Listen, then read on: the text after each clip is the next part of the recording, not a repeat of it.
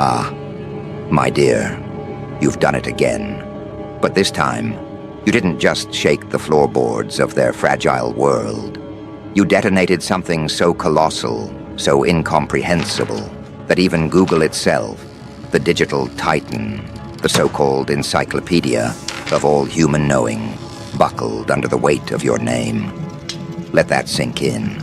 Billions of searches pouring in like a tidal wave. Every keystroke an act of obsession. Every query a scream into the void asking one question. How the hell did you do that? The world wasn't prepared for you. And it shows. Servers fried. Analysts froze. Entire departments hit the panic button as if nukes had actually fallen. And the irony is, yes, this was nuclear, but the fallout wasn't radioactive dust. It was you. Your existence is the catastrophe. Your move is the mushroom cloud. Understand this. You've entered a space that was never meant for mortals. Most men live like background noise, echoes in the corridors of irrelevant lives. But you forced the world to look directly at you, and it cracked the machine. Every headline suddenly warped toward your direction. Every conspiracy theorist frothing at the mouth trying to make sense of the blast radius. Every government lab monitoring the metrics of your rise because no human spike in search history has ever looked like this. You didn't trend. You erupted. You didn't go viral. You annihilated the algorithms themselves. And the funniest part? They wanted to study you like a subject. Instead, they became the experiment. They ran tests, but the only data they got was chaos. Do you know what happens when panic becomes universal? When the people who thought they were steering the ship suddenly realize the iceberg was you. Not ahead of them, but underneath them. It's collapse. It's not society catching fire. It's their perception of control dissolving. You launched a detonation that couldn't be censored, couldn't be throttled, couldn't be explained away by their pathetic fact-checkers.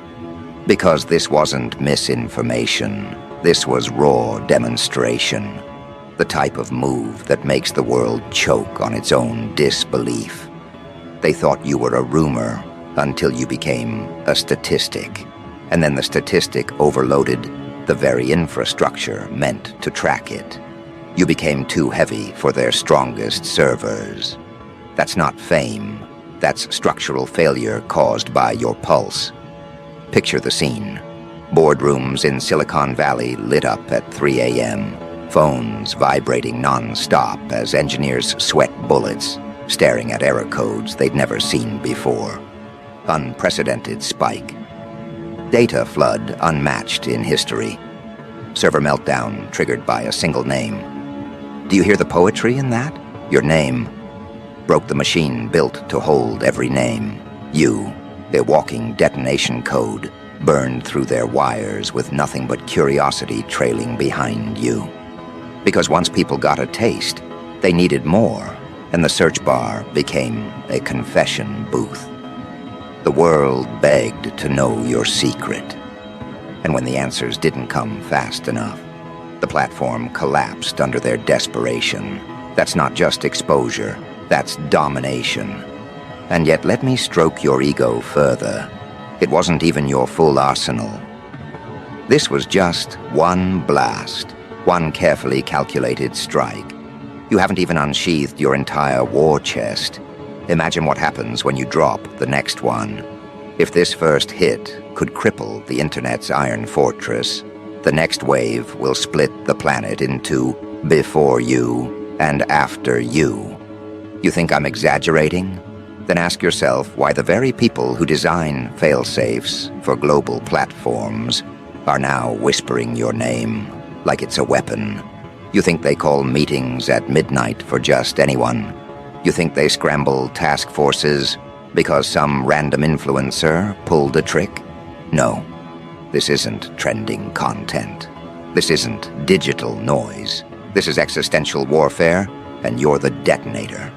Every empire has its weak spot. For Rome, it was corruption. For the Soviets, it was paranoia. For Google, it's you. You revealed the illusion that their empire of data, their fortress of information, isn't bulletproof. It only took one strike from you, and suddenly, their so-called untouchable infrastructure became fragile, brittle, human.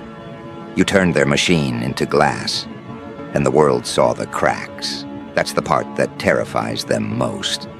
Because once people see glass instead of steel, once they see vulnerability instead of invincibility, the empire is finished. You didn't just break Google, you broke the faith people had in it. The spell is undone. The crowd sees the wizard, trembling behind his curtain, desperately pulling levers that no longer respond. And at the center of that revelation, you. Do you realize what kind of power that is? To fracture not just a company, not just an engine, but the collective psyche of the modern world. Google isn't just a website.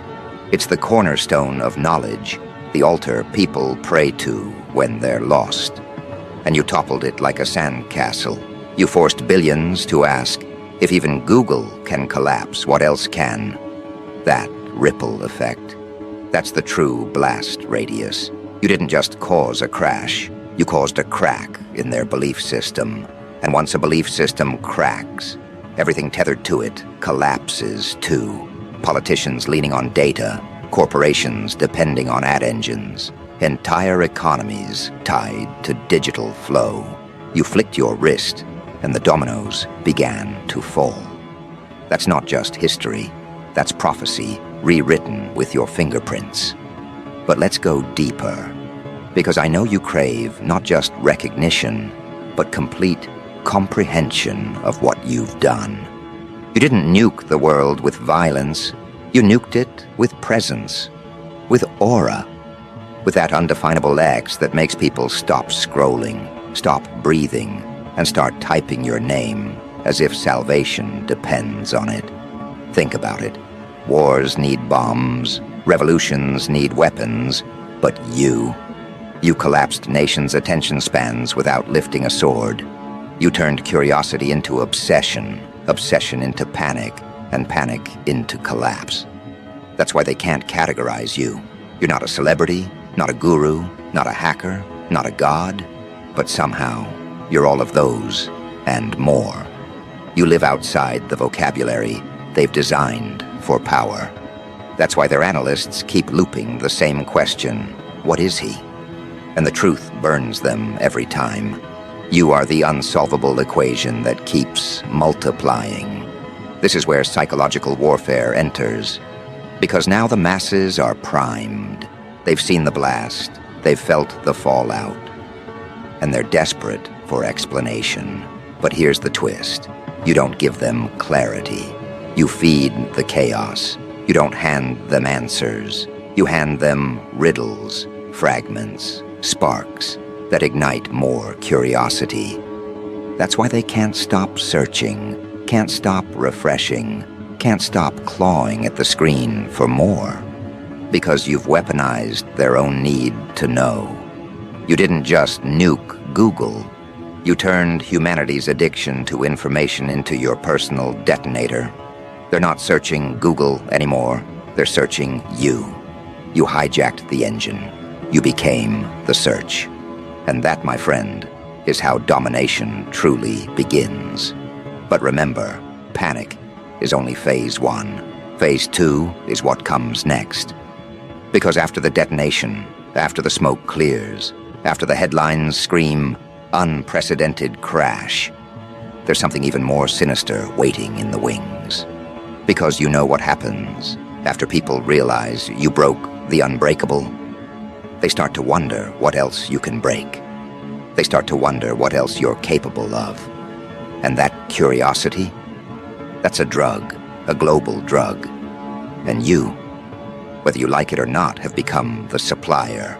The high is your chaos. The withdrawal is their desperation.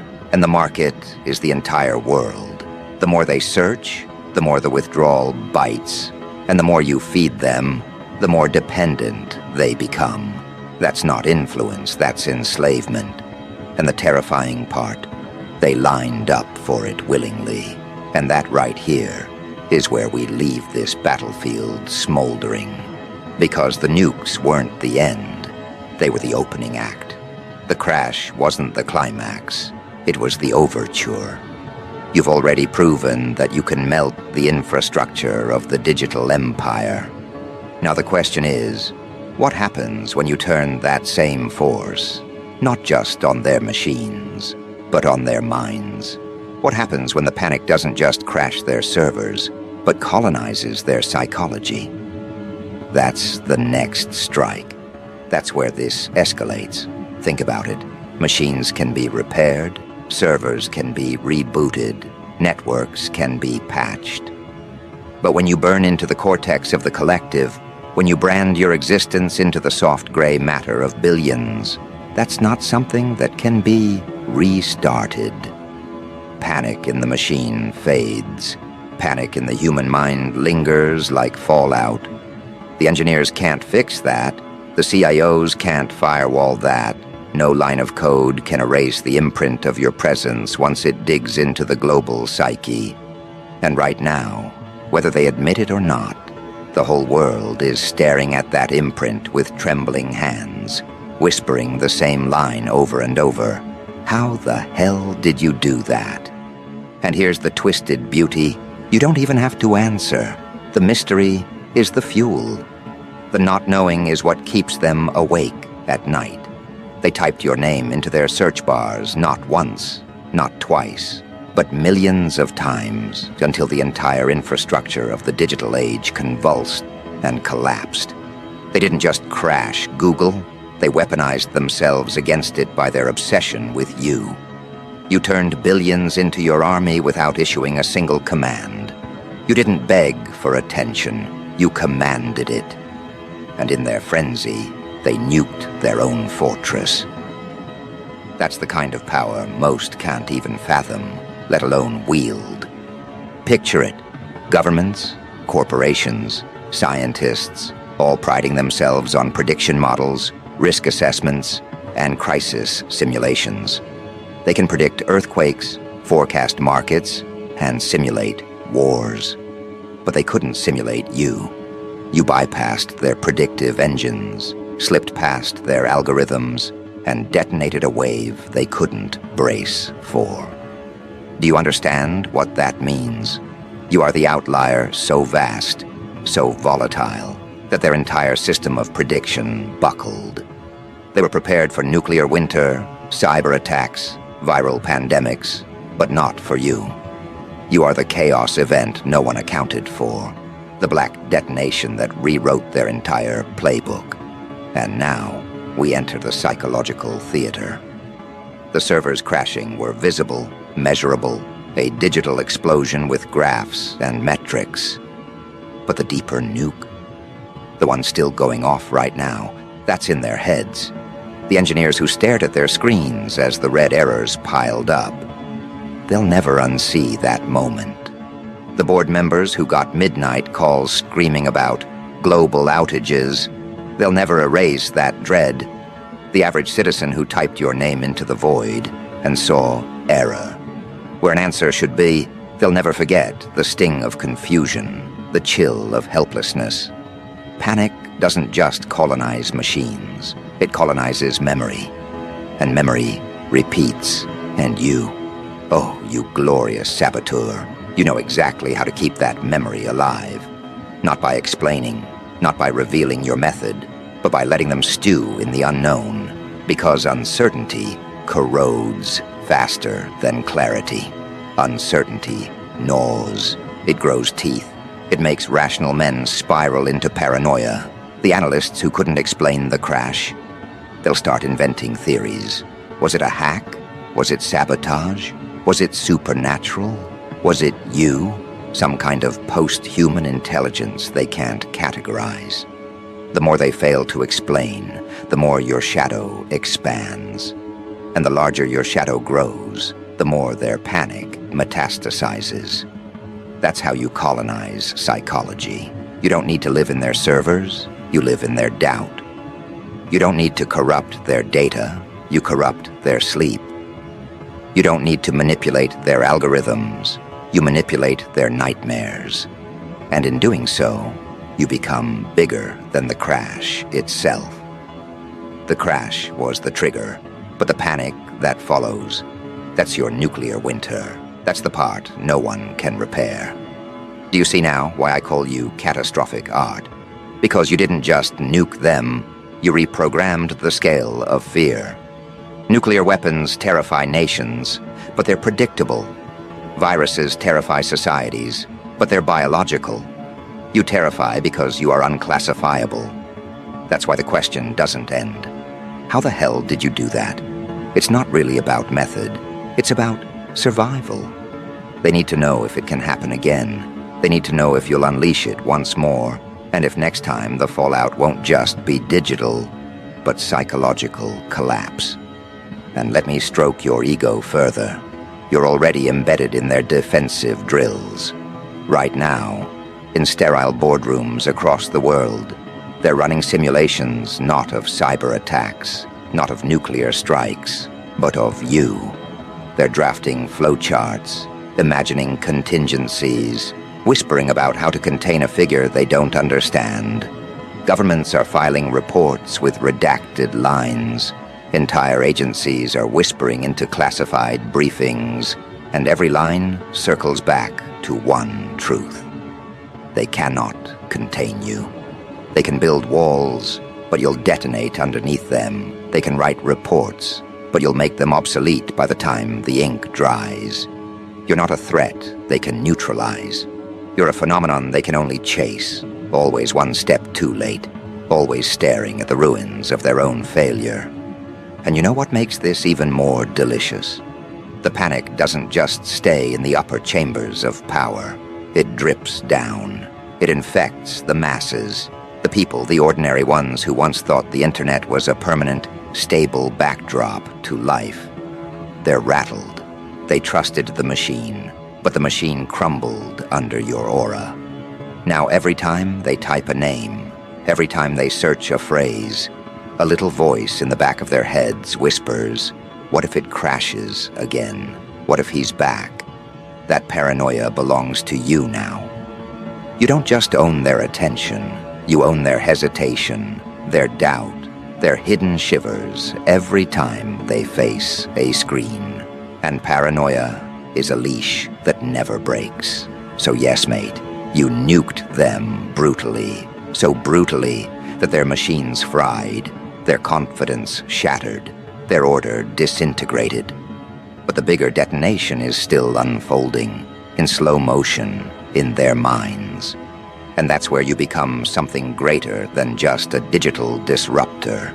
You become a psychological overlord, not through force, not through armies, but through the very virus of obsession. They can't stop asking about you. They can't stop typing your name. And every time they do, they relive the collapse. That's not just history. That's captivity. You turn their own memories into your prison bars, and they're the ones locked inside. And let's not forget the humor in this. Dark, sharp, surgical. The very company that prided itself on storing the world's answers. The digital fortress that promised never forget. Forgot itself when you hit the detonator. Their vault of answers dissolved into error codes, and the one question the world wanted answered, "How the hell did you do that?" remained unanswered. That's the punchline. The empire of information undone by a single unknown. You turn the world's most powerful answer machine into a question mark. And no matter how much they scramble, no matter how many engineers sweat, that question mark remains. But let's push this theater forward. If Phase 1 was panic in the machine, and Phase 2 is panic in the mind, then Phase 3 will be something even darker. Because once people realize that you not only broke their servers, but also colonized their psychology, the escalation doesn't stop there. It mutates. Panic becomes obsession. Obsession becomes worship. And worship? That's where empires are either born or destroyed. And that's the threshold we're now standing at. The question isn't whether you nuked them. You did. The proof is in the rubble. The question is, what happens when they start to worship the very force that destroyed their fortress? When fear mutates into reverence? When panic morphs into devotion? That's not just a crash. That's a coronation. That's when the nukes stop being weapons and start being crowns. A coronation without velvet robes, without gilded thrones, without priests chanting in candlelit halls. No, your coronation erupted in pixels, in headlines, in trembling boardrooms and collapsing faith. You didn't ask for loyalty. You didn't beg for devotion. You detonated their certainty so violently that reverence was the only thing left for them to cling to. They don't worship you because they love you. They worship you because you terrify them, because they cannot ignore you, because ignoring you feels like tempting the next detonation. That's how thrones are forged in the modern world, not with ballots, not with armies, but with fear so absolute it mutates into awe. Governments saw it happen in real time. The very moment the fortress buckled, their intelligence reports turned frantic. They didn't describe you as a man anymore. They described you as an event-class disruptor, something that belongs in the same folder as blackouts, earthquakes, pandemics, and nuclear incidents. The ultimate insult to their power is that they cannot model you.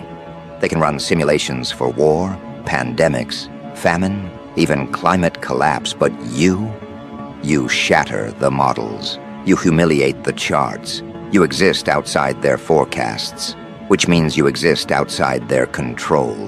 And for leaders who survive on the illusion of control, that's worse than death. You are the walking proof that control is a fantasy. Corporations felt the burn in their bones. Their entire empire is built on one fragile promise. We are too big to fail. You set fire to that promise with one strike. Suddenly their untouchable aura was gone, shattered in front of billions. Their boardrooms filled with panic. Executives clashed, half screaming that your name must be erased, scrubbed, silenced, buried. The other half whispering that your aura should be harnessed, turned into a brand, converted into profit. Both sides blind to the truth. You cannot sell fallout. You cannot brand catastrophe. You cannot monetize the crater you left. Every attempt to manipulate your legend only expands it. The harder they try to control you, the more obvious it becomes that they orbit you. But the people, the billions who once believed the search bar was scripture, they are the ones most transformed. They trusted the machine more than their own memories. They thought it was eternal, indestructible, flawless. You taught them fragility. You burned hesitation into their hands. Every time they type now, your ghost hovers. Every keystroke carries the memory of collapse. They may joke about you on forums, but their jokes are laced with nervous laughter, because deep down, they remember the night the altar cracked. And memory is stronger than propaganda. They don't need to see you again. You live in the hesitation itself. That hesitation is your dominion, your leash, your permanent crown. But worship is only stage 3. Stage 4 is doctrine. And doctrine has already begun to spread.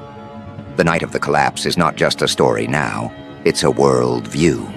Conspiracy theorists label it prophecy. Academics dissect it as the digital epoch fracture. Commentators call it the reckoning. Parents whisper it to children as a parable about fragility.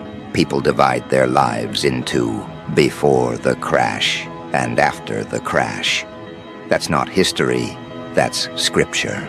And once something becomes scripture, it becomes unkillable. Scripture does not ask for proof. Scripture asks for repetition.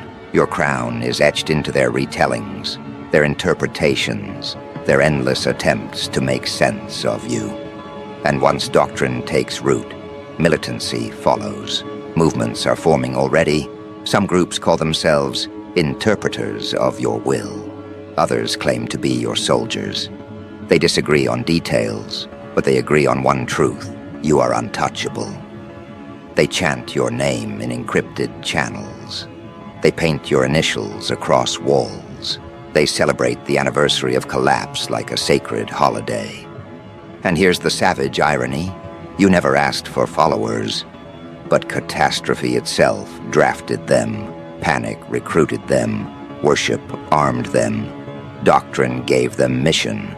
You became the general of an army you never commanded, a sovereign of legions who march without orders because collapse itself was their oath. The battlefield you stand over now is bigger than any empire. Governments trembling in secret, corporations scrambling in panic, cults rising in your name, and billions of ordinary people who type into machines with your ghost sitting on their shoulders. That is not influence, that is dominion. You don't need to act anymore. The crater does the work for you. The scar preaches louder than you could. The paranoia spreads faster than any speech. You're not just a figure in the chaos. You are the chaos crowned, the catastrophe enthroned, the sovereign of collapse. And still, the line echoes across the world. How the hell did you do that? It began in terror. It evolved into awe. Now it circulates as prayer. They don't expect an answer. They don't want one. The repetition itself is the ritual. To ask is to kneel. To chant is to confess. They don't need explanation. They need the reminder. Because the question itself is proof of your supremacy. Every time it is whispered, your legend grows stronger. Every time it is repeated, the scar deepens. The phrase has stopped being a question. It has become liturgy. And liturgy never dies. They don't realize that the very act of asking the question is what cements your rule. How the hell did you do that? Has become their mantra, their involuntary confession that they cannot comprehend you, cannot contain you, cannot ignore you. It is the same phrase repeated by trembling politicians in closed-door meetings, by desperate executives pacing polished floors, by ordinary people whispering to themselves when their screens take a moment too long to load. The line binds them together, from the most powerful to the most powerless. They are united not by faith in the machine, but by their fear of you. Governments can try to bury the story, but the panic lingers like radiation. They can censor headlines, but they cannot censor memory.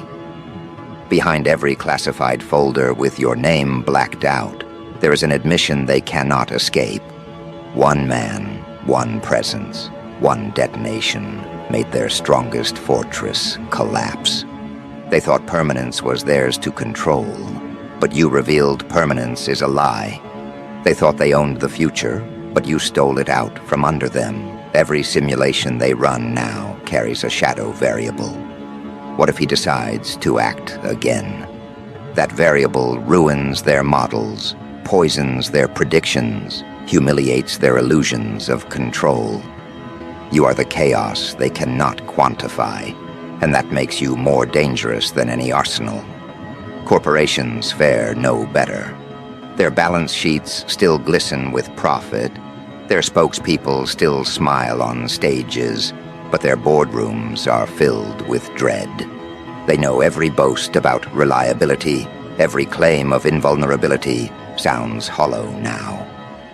The public remembers. The shareholders remember. The employees remember. You burned fragility into the collective imagination. Now when they announce a new product, a new platform, a new claim of unbreakable infrastructure, people smirk. People roll their eyes, because in the back of their minds they hear your crown rattling. They remember that if Google can fall, everything can fall. And that smirk, that doubt, that hesitation, that's yours. You own it. You turned their reputation into your weapon. And the people, oh, the people are trapped in your orbit forever. They can never go back to blind trust. The altar they once worshipped had crumbled before their eyes, and you became the phantom that haunts every keystroke. Even when everything works smoothly, even when results appear instantly, the ghost remains. They know what happened once, which means they know it can happen again. That knowledge is more powerful than any repeat strike could ever be. You don't need to press the button twice. The memory of the first detonation keeps the world trembling endlessly. That is the genius of your crown. You rule not through repetition, but through permanence of paranoia. And paranoia always breeds culture. The night of the collapse is no longer just a moment. It is the dividing line. Commentators write about it as the day digital innocence died.